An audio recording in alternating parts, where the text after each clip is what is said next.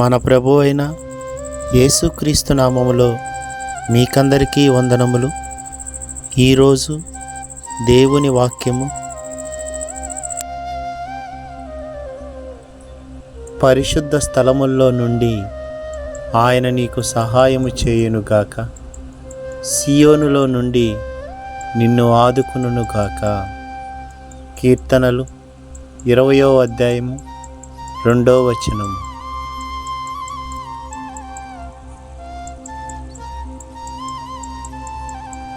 ఈ దినము దేవుని కృప మనకందరికీ తోడై ఉండునుగాక.